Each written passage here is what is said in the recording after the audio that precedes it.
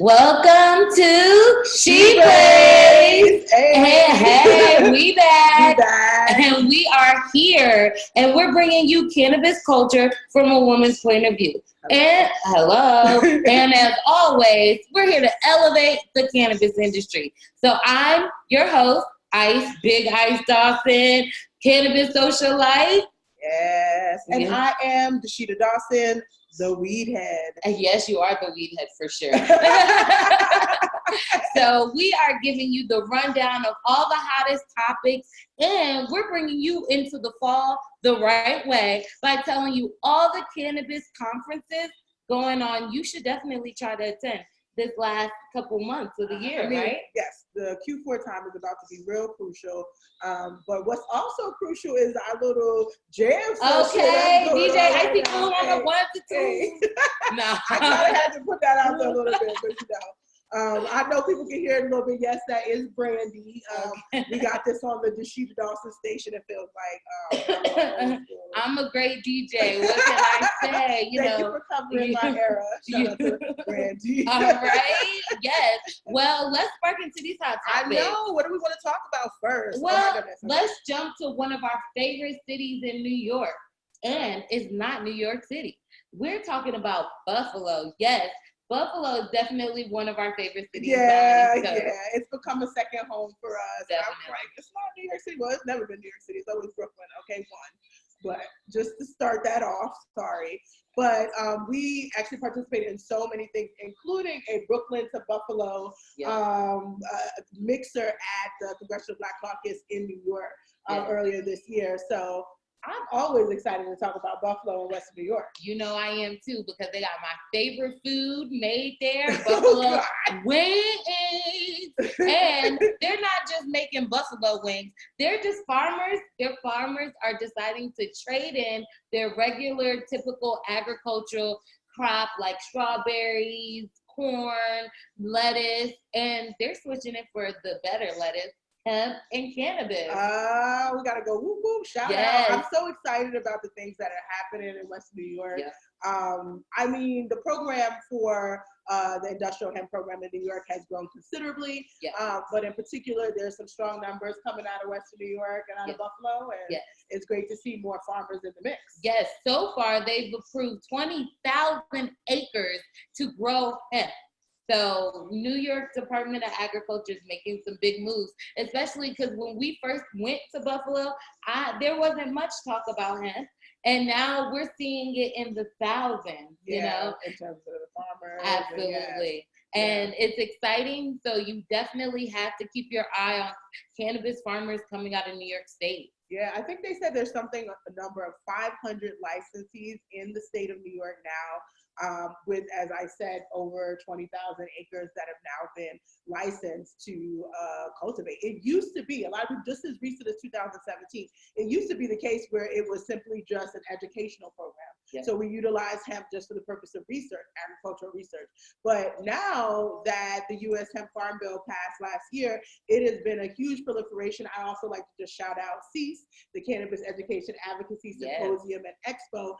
It's a nonprofit organization that is focused on education and really dispelling myths in the community primarily. And CEASE did a number of community conversations up in Buffalo. And we were able to talk about the gamut and the overall opportunity for cannabis in that area. I know Western New York has a lot going on, and of course it is home to the mother of the marijuana movement, in my opinion, in New York State, our majority leader Crystal Stokes. And so it's always good to be up there. It's like home a little bit. Yes, definitely. Get a little chicken on. Okay, chicken, pizza. You know, they got food for every night of the week, and their food is delicious. It's delicious. It's just so good. So, you know, I definitely love Buffalo. So I wanted to shout them out because they're making some money moves. Yes, they are. I mean, hemp is the long money. So I will be excited to see what New York is doing. Of course, we were disappointed to see legalization not happen in New York, but if we are expanding the hemp farming in the state, in my opinion, I feel like that is really going to present us a great opportunity to still lead the way on cannabis research, period. That's so exciting. You're right. Yeah. Oh my gosh. So let's just jump back to another home home base right now, Yes. Las Vegas, Oh my Nevada. God. So it has been almost 6 weeks, 7 weeks we've been here. Yes. We're taking over. Right. No, we about to run this city. You know what I'm saying? In the words of Natalie Nunn. I run LA. Oh my God. You gotta tag Natalie. Okay. I bet you she is a weed head as well. In the good way. She's the boss bitch. So. You want a butt and bougie? Call me. But no, you are hilarious. Vegas has some opportunities. Nevada. I found out that we're saying it wrong because we're from the East Coast. So we've been saying Nevada. But it's Nevada. Nevada. Yes, Nevada has some opportunities as it starts to really move forward on this cannabis legislation. Where are we seeing it a little bit? You've been to more dispensaries here than I have. I've been to quite a few dispensaries. I probably if you follow me on Snapchat, Instagram, you guys see our cannabis stash is unlimited at this point. So we are hitting up every type of way to get cannabis, and typically dispensaries on what we're talking about is they've been testing poorly their flower. Some places have been testing poorly. We actually have been to one of the dispensaries that carried this flower that tested moldly, and then they also tested another irregular chemical in the flower. When you said tested poorly, I was like, what's she talking about? But yes, thank you for clarifying. So it had mold. Yes, it had mold. And it had another chemical that's not good to inhale as well. Right. Mold could actually make you sick to death, literally, if that's something you're inhaling. Yes. Period. Yes. So what did Nevada do as far as when they found this out? What happens when it gets taken off the shelf? They are still, we're issuing a warning to consumers, letting you guys know it can be found at 3 different dispensaries. I'll drop their names, but Apothecary is one that we went to. It's actually 15 minutes from our home, so it's a local dispensary, and it is being cultivated by DH Aldenbram and Las Vegas Natural Caregivers LLC. And their harvest has been so soon as May to July, which is so interesting because even in the California market, we were seeing a lot of old flower, whereas a lot of this flower in the Nevada, Las Vegas market is typically harvested within the first 3 weeks of it. So it's very interesting to look at that contrast.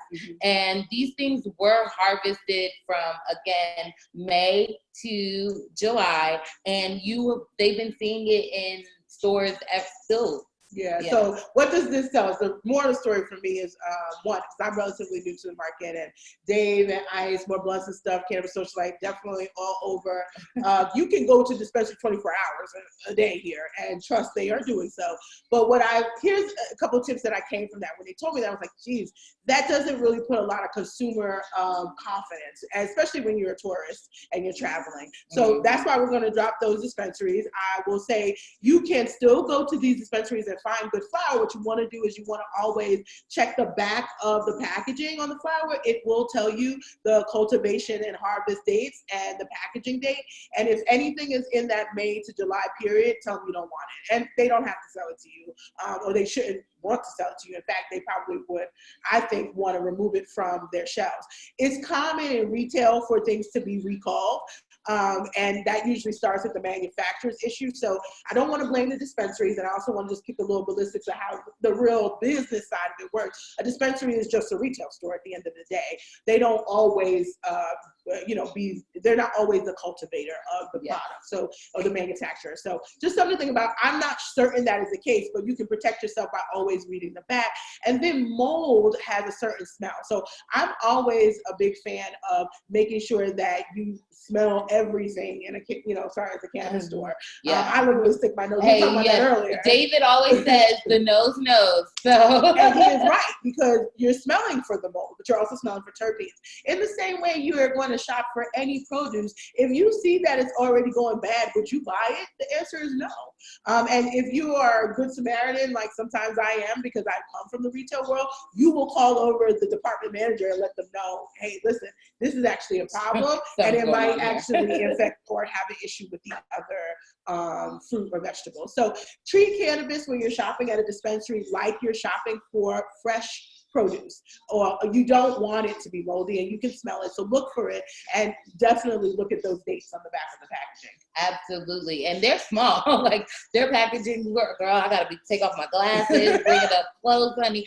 Have them read it to you because they know it. They got an iPad that tells them. But definitely always read everything before you buy anything, whether it's cannabis or just regular food, as you said. And now we're moving over into this, big countrywide issue. Yes. It's kind of burning a hole in my pocket right now. God, no pun intended. Yes. But it does have a lot to do with consumers making the right decisions. And when you don't, how it can impact and backlash for a whole industry. Absolutely. And I want to talk about vaping.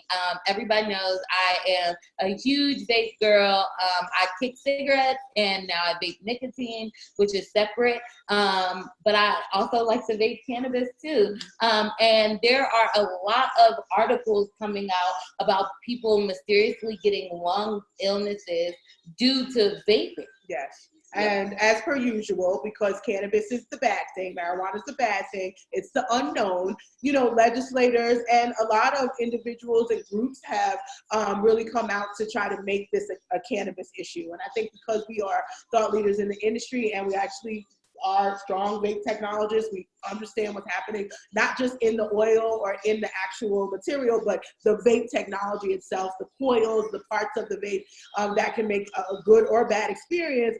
We just wanted to set the record straight on some of these things because there's definitely been a lot of people in our DMs kind of hitting us up, oh, don't vape no more, don't do this, don't do that.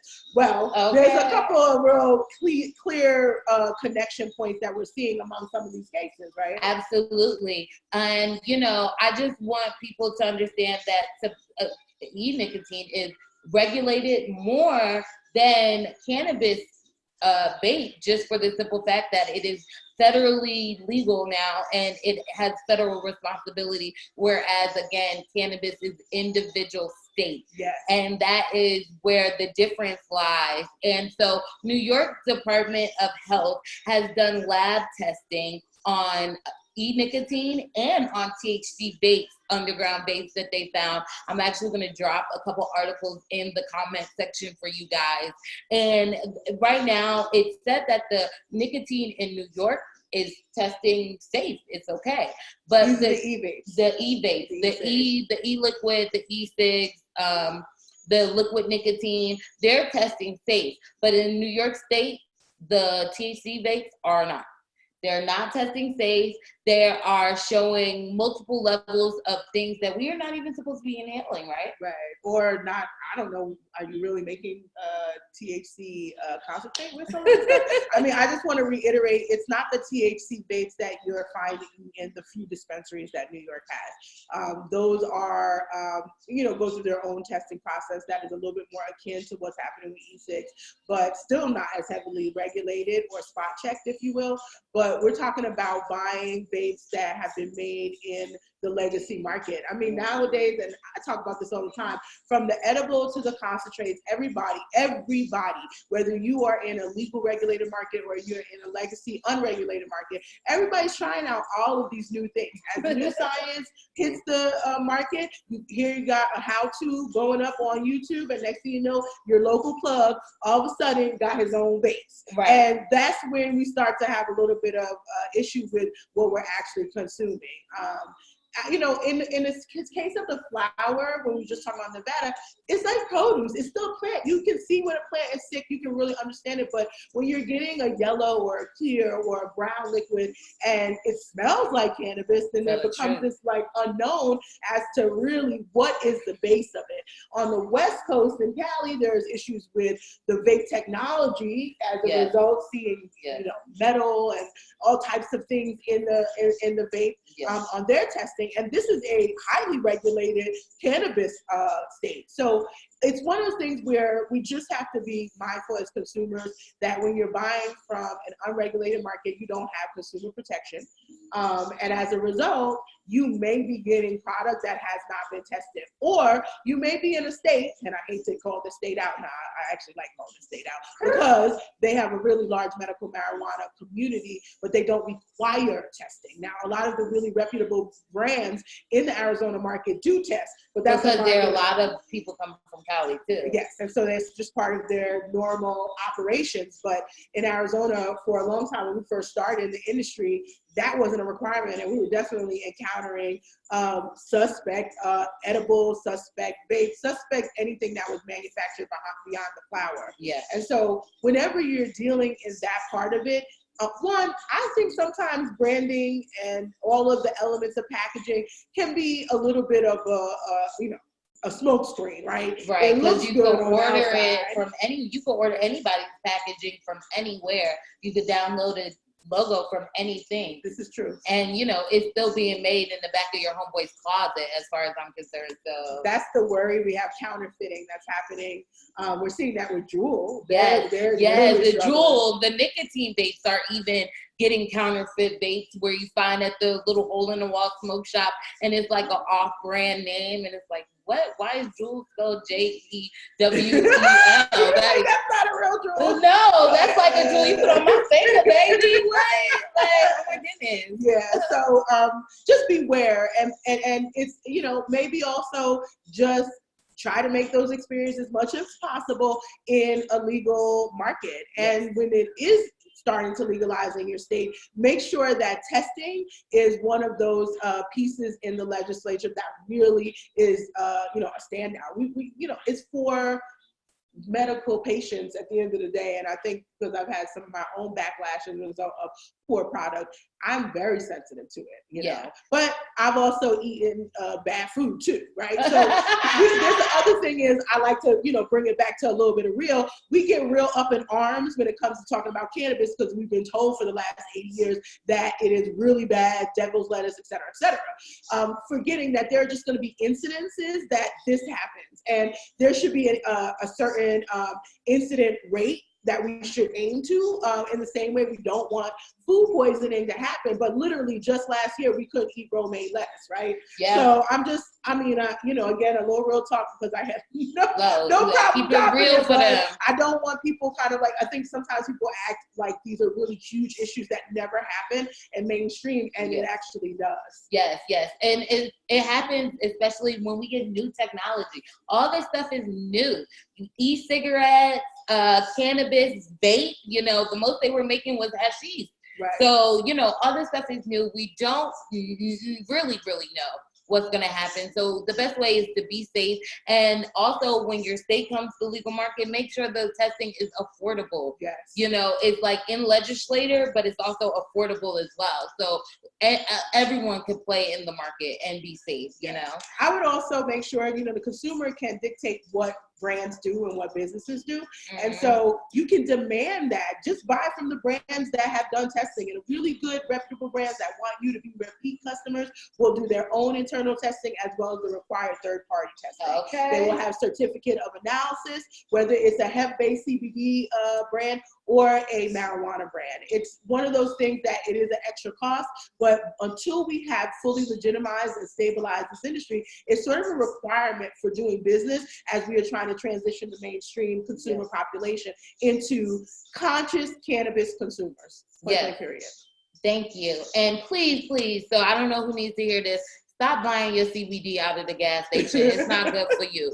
So as we kick in some, insider facts, we're going to get you guys ready for 2020 cannabis industry by telling you the conferences you need to go to this year to be the big boss of the cannabis industry next year. I don't know about the big boss. I mean, I like it. It sounds cool. It does. And I'm trying to be a little real just because there's a lot of people out here preaching get rich quick schemes. But what I will say is don't fall for it. You will hear some of that even at conferences, but the conferences are a really great place to really meet people. You may meet your team, that missing link, that missing puzzle piece as you're putting together teams. It also helps you open up ideas around what else could you do besides touching the plant, because at the end of the day, I still believe, and that's why I wrote How to Succeed in the Cannabis Industry, and now on its 3rd edition. Yes.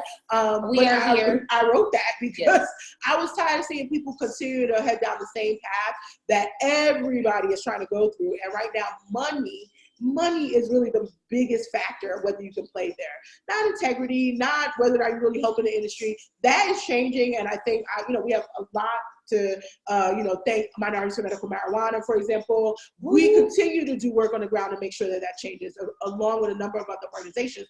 But it's just one of those things that we have to make sure that you are educating yourself beyond just what's happening at that level, because you can make the money right now in the industry, capitalizing on the needs of the industry elsewhere. And so I'm excited about what we got going on this fall. Okay, I know that's right. So let's keep it pushing to this weekend. The New Jersey Cannabis Convention, also known as NCAN. Guess what? We've been remixing NCAN for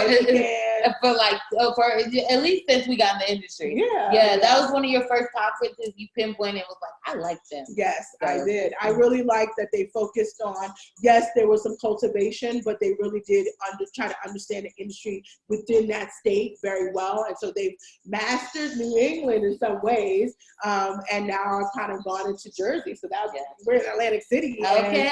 And, Jersey, stand up. Right. I mean, I'm Brooklyn born, Jersey educated, say that all the time. And shout out to the Princeton Tigers and Rutgers. But yeah, I'm excited to see that there's so many people who are interested, and I've had the pleasure of doing the keynote tomorrow, and I'm just so amped about it, because we're going to talk about New Jersey becoming the top medical marijuana state in the country.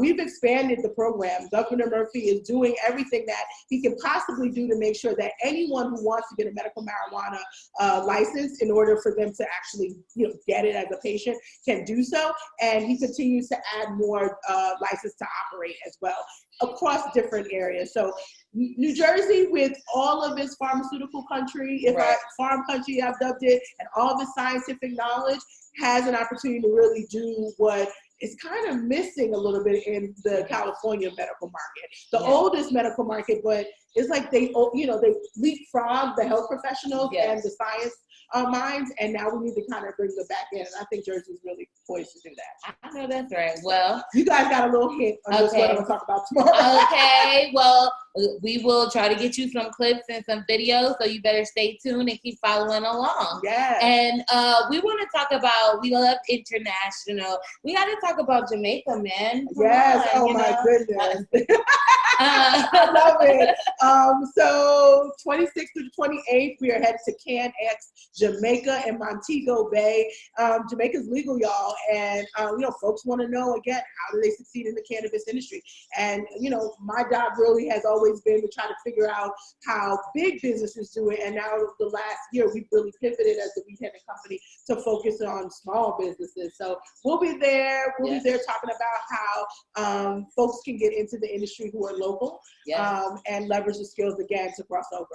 I think importing and exporting cannabis is going to be a major thing once we federally legalize, especially because we're in between so many countries that have legalized and normalized cannabis within their area, that the import and export is going to be crazy. So I can't wait to see the stuff that comes out of Jamaica and Illinois in October. The Illinois Cannabis Summit, that's going to be dope, because this is like them being like, yes, we finally made it. We have legalization down. We're rules and regulations. Yes. Well, I'm hoping that people will stand up for the right rules and regulations. Illinois, like New York, has several cities where that ratio of people who have been most adversely affected by prohibition of cannabis is really high in the way of Black and Latinos. And, you know, we definitely need to close that gap and figure out how we're going to restore those communities. So Chicago is poised. I want to shout out the Chicago executive director of Chicago Normal, that's Edie Moore. And honestly, they're doing the damn thing out there. Okay, they really are. Take notes. If you're from a different state and you're trying to get legalization in your state, go to Illinois because they know what they're doing. They do. Yes. They have the most comprehensive bill right now. And, you know, again, it's a bill. So we still got to see it action out, but it's still right now, the way it's written, one of the best that I've seen out there in the market. Absolutely. Rules and regulations are everything as well. And then we're bringing it to NY to the Cannabis Media Summit, which is also in October. This is the second year they're doing it. One of my favorite canna friends, Michelle, shout out to Manata. She does the maze. And, you know, she's telling you also all the events. You know, that's if you're looking for somewhere to learn the events, sign up for the maze, and you will know about any cannabis event in the area. Absolutely. So the media summit is going to be huge. It was great last year, but we do need to start talking about cannabis differently in the media, because there's some of the perpetuation, like the whole thing about hemp in Western New York, they still calling it hemp weed. Right. Where they do that at? Like, what is hemp weed? So as much as I love Buff News, I gotta give you a little slap on the wrist, because y'all are doing it almost like to poke fun, because it's like you don't really understand that we past that at this point. And, you know, it is actually cannabis. And, you know, at this point, we've got to, like, it's not a pot farm. You know, like, to cannabis campus. Right. Like, please respect us, respect the plant, and call it what it is. And don't use colloquial terms for something that should be a little bit more technical. Yes, especially when you're sharing in media. So anyway, we'll talk about that in the media summit. Okay. And then we're moving to, I don't think we'll be attending this one this year, but CWCBE Cannabis World Congress and Business Expo in Boston. They also have one in Los Angeles. So they do it across the country, and it's a really great conference to go to if you're really new and fresh into the industry. It's great B2B. Yes, it's huge B2B, and generally their showroom, like, you can just get an exhibit only ticket. I'm not saying that's what you should do, because the speakers are generally great. M4MM has the strategic partnership, and we do a lot of work with them. Few of us are on the board. And so I like what CWCBE has been able to put together, you know, across the different regions. But if you just spend some time in the exhibit hall, oh my goodness. Yeah. It's not as overwhelming as the MJ BizCon, which feels like you're there with vultures and sharks and it's a bit much. It is still comfortable enough to network and talk, but it definitely gives you the run of the best of the best in the cannabis space. Yes, and you know, conference competitions are real, okay? Having exhibitor competitions, who's got the best booth, is something that you'll see in mainstream a lot, and we're excited to see it spill over into the cannabis industry. Absolutely. So not much is going on in November, just a lot of localized things, but a major, huge, very big conference that's going on. It happens every other year. It's the Drug Policy Alliance Reform Conference, and it'll be in St. Louis, Missouri this year. That's a big deal. Again, it's Drug Policy Alliance. So they, of course, are not just focused on marijuana. Shout out to Cassandra Federic, who is the New York State Director for DPA, and we work very closely with her. She reminds us all the time, this ain't my only job, y'all. Like, I gotta get marijuana legalized, but we have all these other issues as a result of drug policy that needs reform. And so that's why the Reform Conference is such a great one. You meet all of the members across the country who are doing this type of work. You get to understand their agenda as it pertains to marijuana.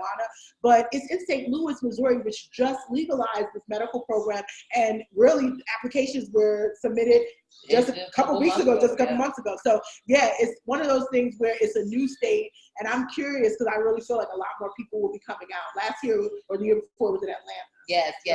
So that's exciting. And that's November. We definitely know it's still holiday season, but we are still just urging people, if you're in that area, those 5 states, take a drive. Yeah. So wait, but that's November 6th through the 9th. So you don't have an excuse. That is way, way before Thanksgiving and the real holiday starts. True. But if you plan now, it'll also be something you don't have to spend for the Christmas month. I know that's right. And then, we want to talk about MJ BizCon. That is like really well-known actual conference within the cannabis industry. It's international, national. It'll be in Las Vegas. They actually switched it. It used to be during November. It's now in December. Yeah. And it's a whole week-long excitement of things. We're doing quite a few things because, as you know, we'll be in Las Vegas. We're doing quite a few things with MJ BizCon, and for MM has something going on. So. Yeah. We're part of the association room, and so look for Minorities for Medical Marijuana. And of course, the WeedHead and Company, we're not gonna let y'all come to our hometown. At that point, we'll be here for 5 months. 6 months. Girl, like y'all come ready, please. And if you have bring your heels and your bougie. Yes, yes, because if you've ever been to a Bud and Bougie. Okay. And we're smoking inside too, that's so exciting. And it's on the heels of like learning about cannabis consumption lounges, yes. Which are a huge, big deal.